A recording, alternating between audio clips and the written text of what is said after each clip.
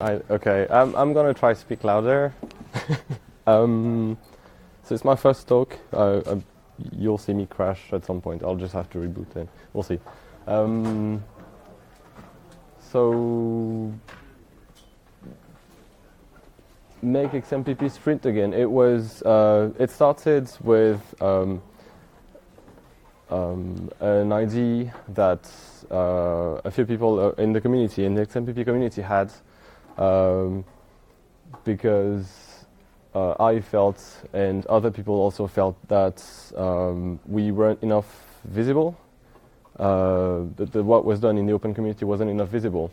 And so after discussing that with, I guess actually I have, yes, oh, I forgot that. I'll start here. I am, you might know my name, Pep, on the XMPP channels, almost all of them. I work at Karlsruhe, free software consultancy, and I'm active in the XMPP community as a developer, mostly client-side development, and server operator, and I also do support in a few chat rooms for different projects. Yeah, why? So as I was saying, the idea started because a few people thought we weren't visible enough in the community, the public community, and there was quite a lot to improve in every implementation or even protocol still. So we decided to gather together and organize. The first event was, for me at least, was in Karlsruhe in Germany at GPN, and I was there with JC Brandt, the author of Converse.js, and Daniel, I don't know how to pronounce his name, the author of Conversation. And we worked on OMIMO at the time, the end-to-end encryption mechanism. And from there, we discussed with JC that he had similar kind of events in the Plone community, the Python Plone community, and so I wanted to organize similar events. So that's where it started. And so why to improve the ecosystem in general, but also it was my first event. Where I got to meet XMPP people. So that was a good opportunity to meet more members of the community, and in general, it's quite useful to get people who know what they're talking about, so you can also implement it in your client or server implementation. And yeah, so transmission of knowledge, and for me the best. What I get out of this is motivation, so it's like really focused on 2-3 days, and I can do what I do in 6 months time usually. Yeah, so this talk is mostly about how for you to organize your own sprints and how to for these events to become. So I don't have to push you to do them.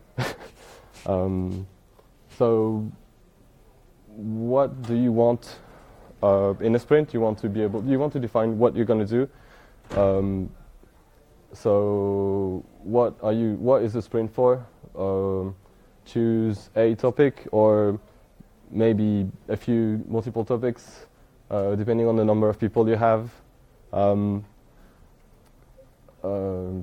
Yeah, so the first sprint we had in Cambridge, there was a few disparate topics, but it was quite focused still. We decided to work on in-band registration, so for easier onboarding, or there were also a few people working on bookmark conversion. So from bookmark has been a fun story. In the XMPP community, so we decided to fix a few thing, a few useful things, I think. And then for whom, our sprint in general are really contributor focused, so we invite anybody who would like to contribute to the ecosystem in general. So, well, mostly developers, but also translators or people willing to work on documentation or UX in general, user experience, and also give us feedback on the implementations. Yeah, so you're gonna have to decide dates. We generally start thinking, so people, I know people give the idea that they might want to do a sprint at some point somewhere, and then what usually happens is that I push them a bit to start organizing, and we make a poll, ask around for any interested people,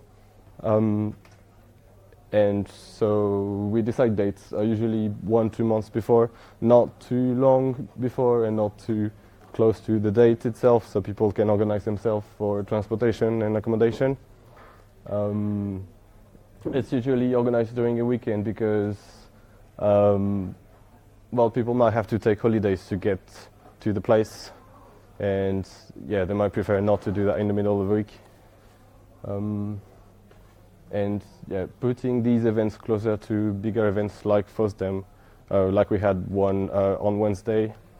I say Wednesday because Thursday and Friday were the XMPP summit, so it was all packed together. Might attract more people, so they just have to take holidays for that event, the big event.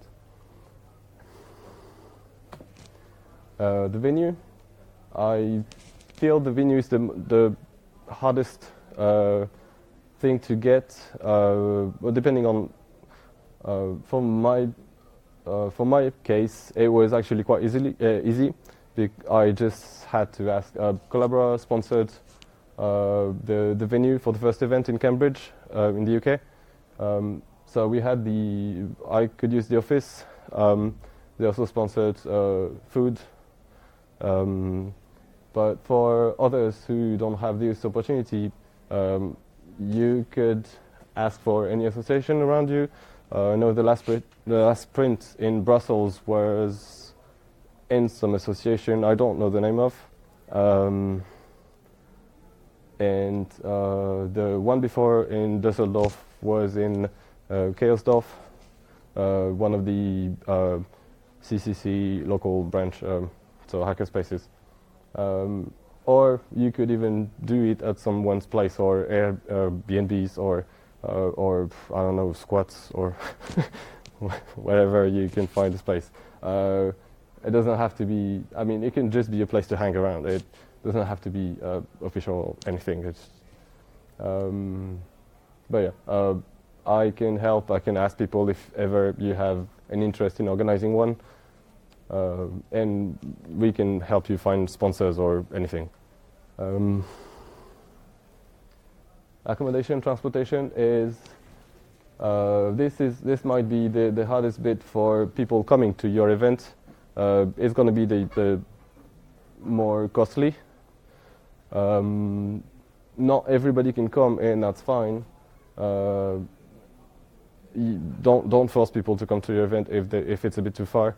Often it might even be more expensive for people closer to you to come than people at the other end of the world because Ryanair or.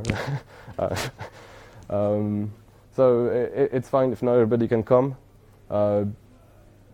Few possible solutions for that is organizing more sprints in different places. So yeah, around the same theme maybe or not, depending on the interests. Or I wrote video conferencing for the first sprint in Cambridge. JC from Converge.js wanted to come, but he couldn't. And at the last minute, we decided to have something video conference. So it was there, and we would communicate through that whenever we had questions or stuff like that. He also did a nice presentation on the client implementation and some details. But yeah, it's not the same experience for the remote participants, but it might be useful sometimes. And the activities, what we actually do. Not everybody knows the whole community, so introductions are useful.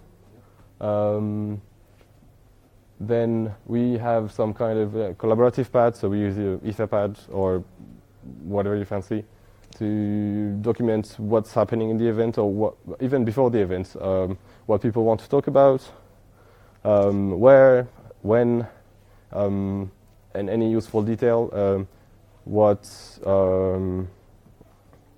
If you have any recommendation as the organizer, if you have any recommendation for accommodations they could use, or and anything you can think of before. Mostly agenda and what you're planning to do after during the event. So then, defining the agenda, we do that generally on the first morning. When we arrive at the place, we spend an hour or about an hour talking about what we're here for, and really defining what we're going to do and who is interested in what topic. So we lay out the topics and we count the number of people interested, and we form maybe small groups or maybe not. Maybe there are topics that are worth taking time at the beginning altogether. The agenda, it's also useful, it might be useful if not everybody knows what is going to happen in the sprint, to define the agenda beforehand, so they can come and having researched a bit and not lose time during the sprint. Then we have the fun part, the hacking and discussions.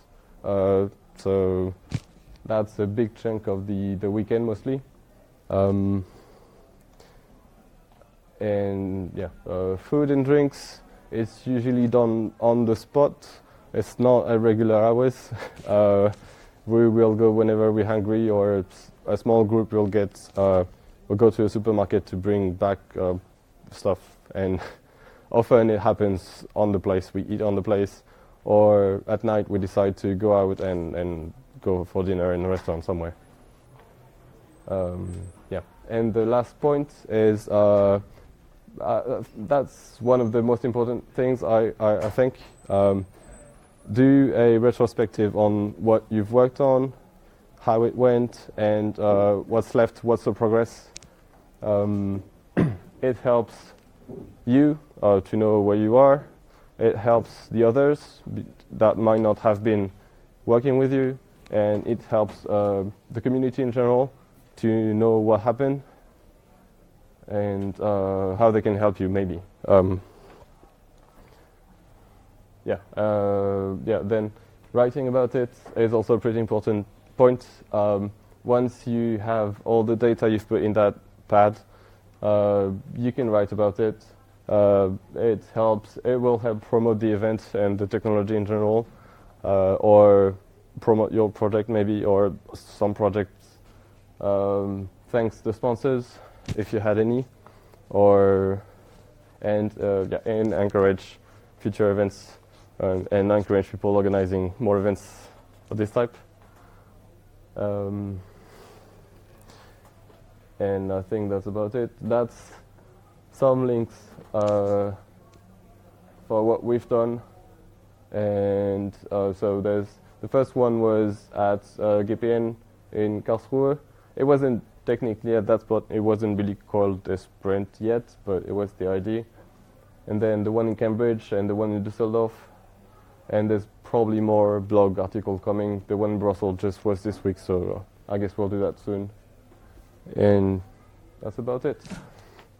Any questions?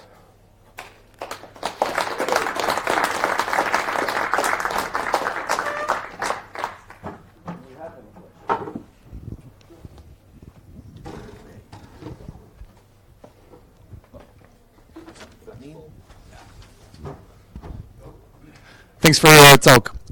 What do you think is a good frequency for a sprint like this? How often? How far are they apart? And was it like too soon or too long? It will depend. For the moment, I don't think doing them too often is a good idea, because we don't yet have the resources to do them too often. We might be missing people, or ideally, I would like to have one sprint every 6 months close to you. Maybe more if we manage to do that, but that'd be a good goal, I think, already. All right. Are there bridges made with other protocols in order to embed by default the XMPP protocol in some products or so on to sponsor, even if there aren't ready developments? Do you communicate a lot with other promoters of other protocols? Not at the moment, but it could be an idea. Yeah, sure.